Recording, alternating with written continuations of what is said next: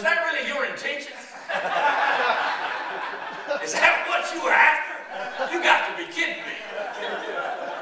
I went to the hospital to see a preacher not long ago, and his wife had like 4 different shades of color in her hair. I think, well, which one was you after? You can't be satisfied with one, it was just make them all. And sometimes you wonder, when some folks come to church, what color the hair is going to be this week.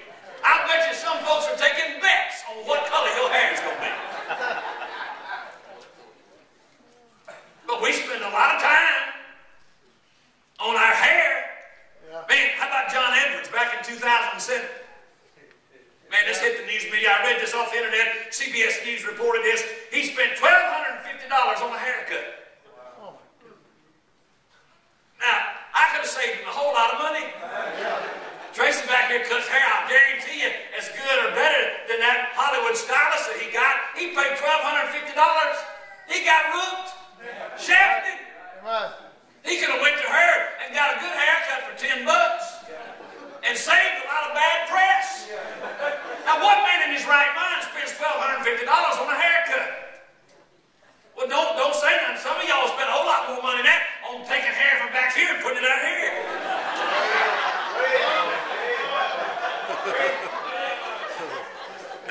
And some of you like to, you're laughing, but you ain't got the money to do it. You ain't got that problem. You better start laughing. Because I already know where you've been. Think about it. I mean, my goodness, thousands of dollars we spend on fixing up ourselves. Yeah. The mousse that we put in our hair. And I've yet to understand some of the hairstyles that they have today. Honestly. Have you ever walked, you look, they get mousse, I guess they just stick it, and they do this, and leave it. You walk in, part of the hair is going that way, part of the hair is going this way, part of the hair is doing this, and the very front of it is shooting straight up.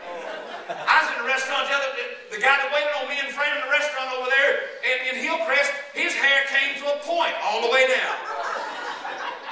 He took mousse and pushed it all the way up, and it came to a point all the way. He was a grown man. I mean, I can understand a 4-year-old child, but a grown man. Spend a lot of time and money fixing ourselves up, don't we? Yes. We spend thousands of dollars on shoes, clothes, the body. We dress the body. We want the body to look as good as it possibly can look. Especially when you're single. Because you're trying to attract somebody else. What are you laughing at?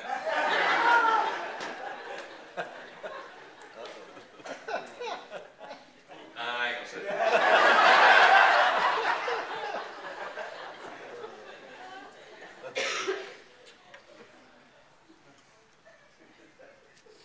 And every time styles change, and they do change, I look sometimes. As a matter of fact, I went on the internet the other day, David looked at the 1970s. I wore platform shoes. And if you'd have fell off of them, you'd have broke your arm. You'd have been looking like Jerry Walsh back there in that wheelchair. But styles have changed, and every time styles change, guess what we do? We go out and we buy new clothes to fit what somebody else said that we're supposed to look like. We spend money, good hard money, changing styles, and some of it's expensive. So we spend money on our clothes, on our hair, we spend money on our bodies, and you would think that the most important possession that we own is our body. We work out with weights, they're building the muscles more. The Bible says that the glory of the young man's his strength. So these guys walking around here, and they wear these real tight shirts, and they wear them up to here, and they got, well, I just want you to look at this here. Let's look at that right here. How you like that right there? I used to work out with them. They had mirrors all over that place for one reason. Those guys would stand in front of the mirror like,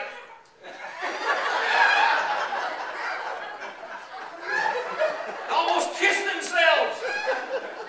Sometimes I say, why don't you kiss the mirror? Time, effort, money. But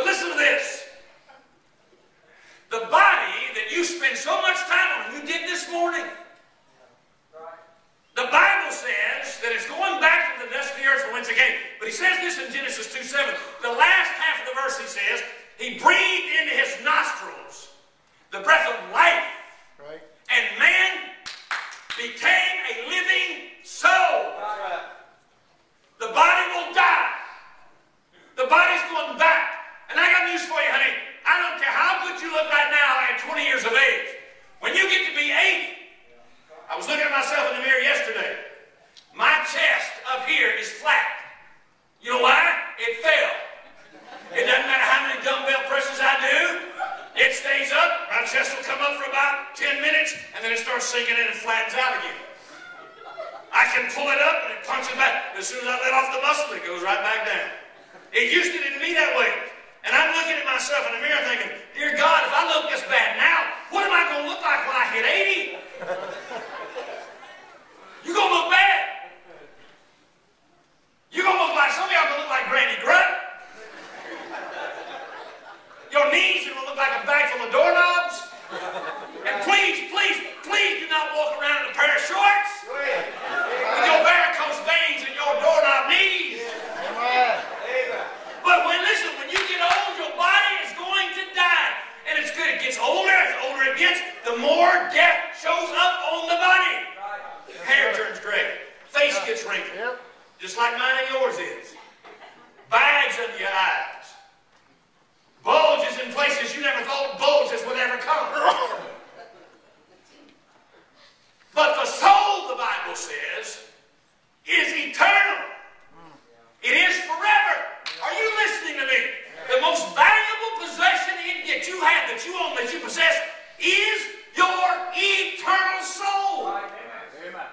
God said to the rich man, thou fool, this night thy soul, that which is eternal, that which I gave you, that which is of the utmost value, will be required of thee. You laid up treasures on the earth for your body, but you laid up nothing for the soul. You didn't do anything to preserve the soul. You didn't do anything to help the soul. Amen. That's good.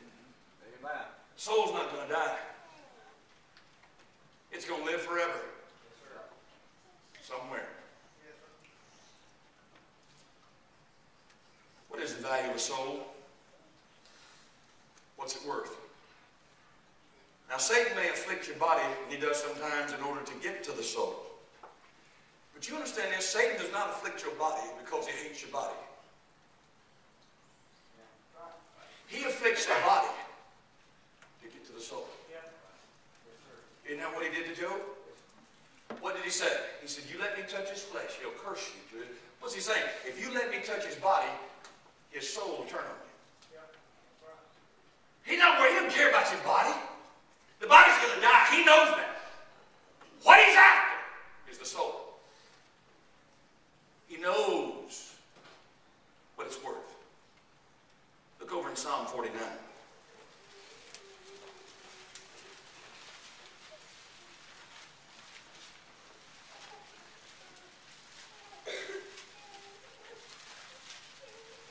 Verse number 6. Look what he says. They that trust in their wealth boast themselves in the multitude of their riches. None, notice that, none of them can by any means redeem his brother, nor give to God a ransom for him. For the redemption of their soul is precious. That means it's priceless. And he says it ceases forever. That means this. That means that no matter how much money you save or how long it takes, it can never, never, never, never redeem the soul. Why? It's too expensive. That's good, yeah. You can't buy it. Good preaching. You can put all the money in the world together. Every Arab sheik with all the money that his oil has given him. Bill Gates, which he talked about in Sunday school today, and his heated driveway. Take all the money. The man in Mexico now who's supposed to be richer than Bill Gates.